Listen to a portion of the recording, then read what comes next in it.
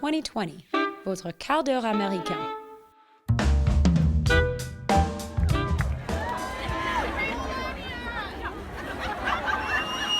Free Melania, libérez Melania Trump lance cette manifestante. Ce 21 janvier 2017, à Washington, des centaines de milliers de personnes sont dans la rue pour la marche des femmes. Les manifestantes et manifestants viennent crier leur colère, scander leur désarroi sous les fenêtres du tout nouveau président américain Donald Trump, critiqué de toutes parts pour son attitude à l'égard des femmes. Depuis cette date, à chaque fois que la première dame ne prend pas la main de son mari en public ou disparaît des radars médiatiques, les mêmes slogans reviennent. « Libérez Melania » ou « Melania cligne 2 fois des yeux si tu as besoin d'aide ».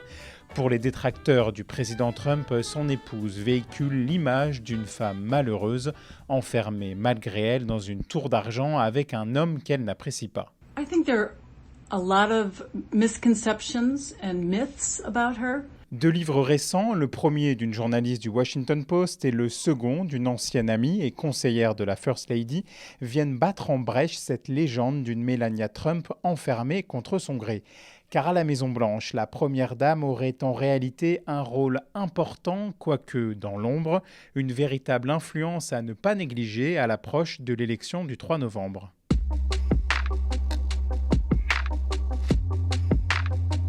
Vous écoutez bien 2020, le podcast de l'AFP Made in America. Je suis Antoine Boyer, bienvenue.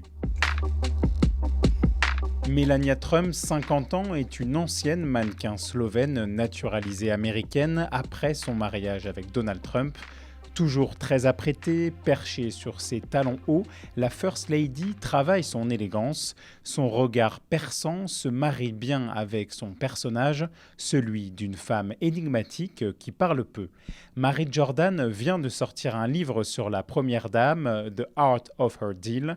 Cette journaliste du Washington Post a passé plusieurs années à enquêter sur la femme du 45e président américain.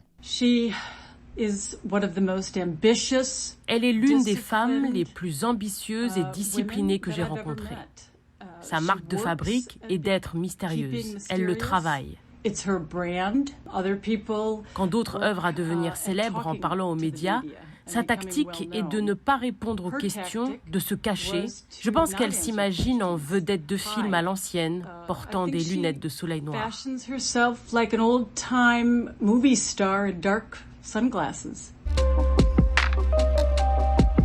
Melania Knos est née en 1970 en Slovénie, qui était alors la Yougoslavie du dirigeant socialiste Tito. Growing up as a young child in Slovenia, which was under communist rule at the time, I always heard about an amazing place called America. Elle fait ses premiers pas dans le mannequinat à 16 ans, ce qui l'a conduit ensuite dans les capitales européennes de la mode.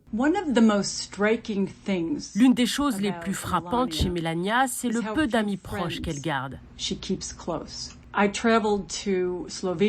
Je suis allée en Slovénie, en France où elle a travaillé comme mannequin, en Italie, à Vienne, et j'entendais toujours la même histoire. Je l'ai aidée à obtenir ce travail, j'étais son prof, nous étions amis, et puis elle est partie et m'a tourné le dos.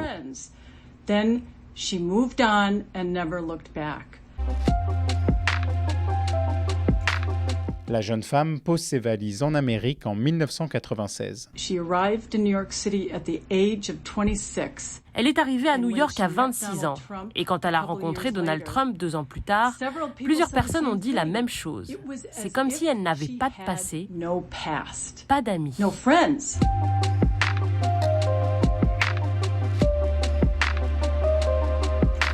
Et c'est là qu'elle rencontre Donald Trump en 1998 à Manhattan. Ils racontent ce conte de fées, cette rencontre romantique à en couper le souffle. Ils étaient à une fête, elle était assise à côté d'un mannequin très célèbre, mais Trump n'avait d'yeux que pour elle. Je pense que la plupart des gens doutent que la rencontre se soit passée exactement comme ça. Mais je sais qu'un Italien a fait venir Melania en Amérique, qu'il possédait une petite agence de mannequins et qui lui a trouvé un visa. Il était ami avec Trump et les a présentés. Le couple se marie en 2005. Bill et Hillary Clinton sont de la partie à Mar-a-Lago, la résidence de Donald Trump en Floride. Donald et Melania Trump ont un fils, Barron, né en 2006, qui vit aujourd'hui à la Maison-Blanche.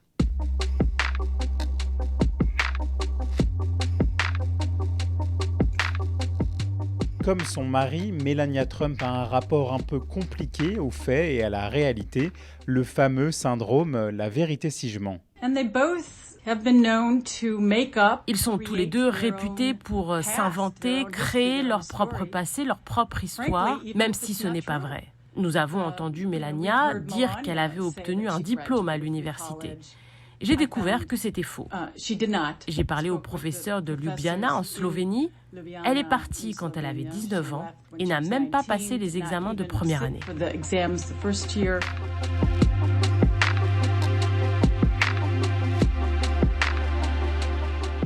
Et quand son mari entre en politique, Melania Trump n'est pas sur le devant de la scène, elle reste en retrait. En 2016, quand la campagne bat son plein, son fils a 10 ans et elle affirme vouloir être mère à plein temps. Mais l'influence qu'elle exerce sur Donald Trump ne doit pas être minimisée. Écoutez bien ce qu'elle confiait à l'époque à la chaîne MSNBC. Je suis les informations de A à Z, je sais ce qui se passe. J'ai mon mari plusieurs fois par jour au téléphone, il m'appelle, je l'appelle, je lui dis ce qui se passe, il est sur la route, je lui donne mon avis. La suite, vous la connaissez, Donald Trump est élu.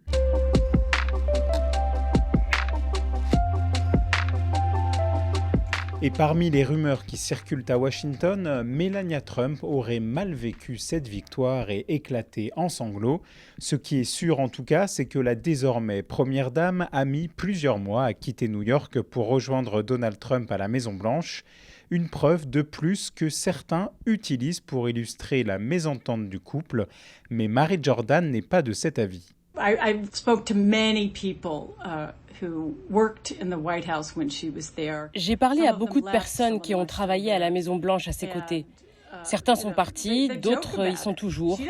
Vous savez, ils en rigolent. Elle n'a pas besoin d'être libérée. En réalité, elle s'énerve un peu quand les gens la perçoivent comme une femme fragile, car c'est plutôt l'inverse. C'est un roc. Trump l'appelle d'ailleurs le roc. Je pense qu'il y a beaucoup d'idées fausses et de mythes à son propos. Elle voulait gagner, elle veut gagner à nouveau. La politique a beaucoup apporté à Melania Trump. Elle est la première dame des États-Unis. Elle est la première femme dans l'histoire américaine à grandir en parlant une autre langue et à devenir la première dame résidente à la Maison-Blanche. Pourquoi Melania Trump a-t-elle tant tardé à rejoindre Donald Trump à Washington ? Eh bien, elle ne voulait pas imposer à Barron de changer d'école en cours d'année. C'est ainsi qu'elle le justifie. Pour Mary Jordan, ce déménagement tardif à la Maison-Blanche était aussi un moyen de pression afin de renégocier le contrat de mariage avec Donald Trump. Citée par CNN, une porte-parole de Melania Trump estime que le livre de cette journaliste appartient au domaine de la fiction.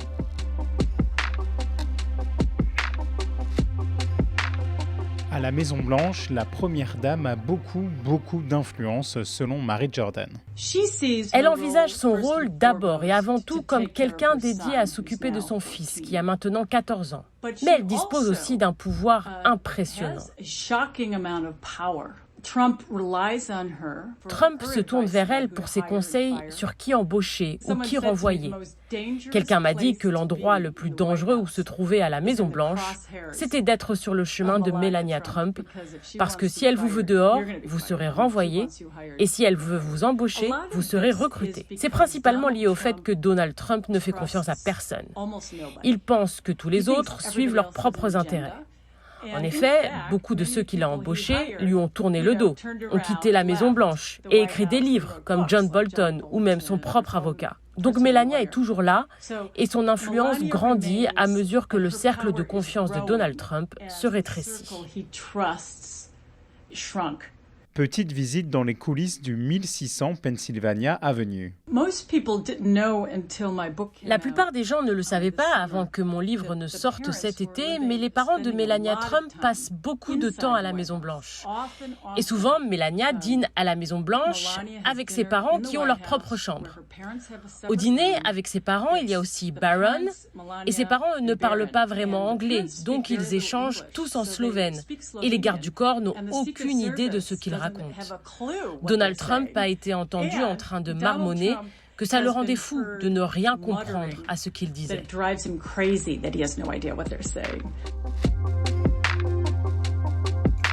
Katherine Jellison est historienne et spécialiste des premières dames américaines à l'Université de l'Ohio.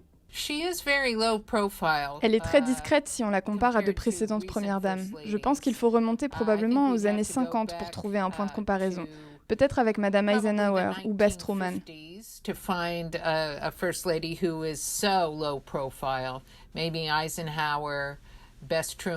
Katherine Jellison compare la femme de Donald Trump à Jackie Kennedy.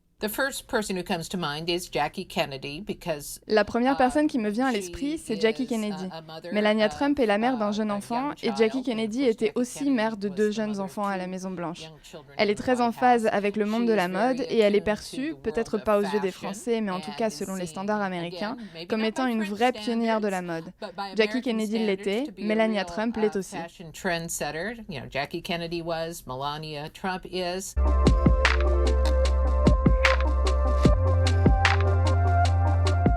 Et puis difficile d'évoquer Melania Trump sans mentionner sa relation compliquée, voire conflictuelle avec sa belle-fille Ivanka Trump, 38 ans, l'une des principales conseillères de son président de père. I profoundly accept this nomination for President of the United States. Dernier soir de convention républicaine dans les jardins de la Maison-Blanche, transformé en arène de campagne électorale, Donald Trump, costume bleu sombre, accepte officiellement l'investiture du Parti républicain pour briguer un second mandat. À la fin du discours, Melania Trump, robe verte fluo, rejoint son mari sur scène. Toute la famille suit. Ivanka Trump passe devant sa belle-mère. Melania Trump lui adresse un sourire pincé.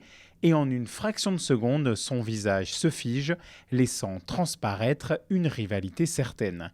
La journaliste du Washington Post, Mary Jordan, analyse cette relation explosive. They do not get along very well.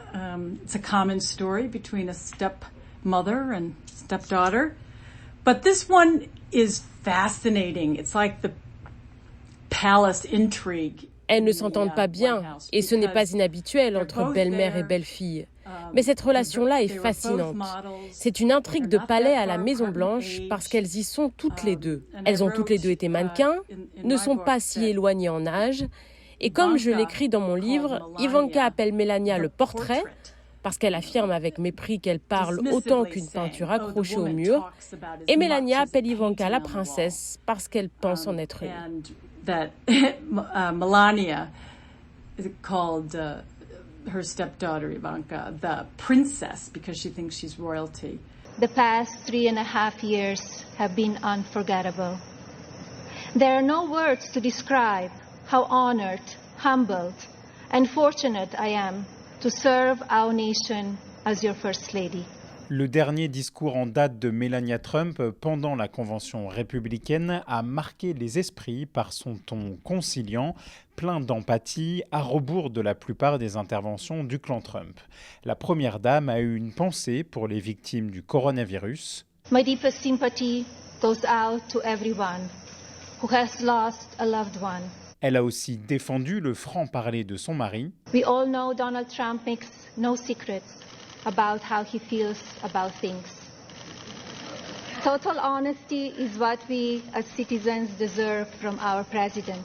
Même si ses apparitions publiques en campagne sont plutôt rares, elle a ce soir-là affiché sans détour son soutien à Donald Trump. I'm here because we need my husband to be our president and commander-in-chief for 4 more years. Melania Trump n'a pas hésité à prendre la défense du président américain, accusé d'avoir traité des soldats américains morts de losers. La première dame a tweeté que l'article en question n'était pas vrai et qu'il ne s'agissait pas de journalisme mais de militantisme, une critique des médias en harmonie avec celle de son mari, pourfendeur régulier de la presse qualifiée de fake news.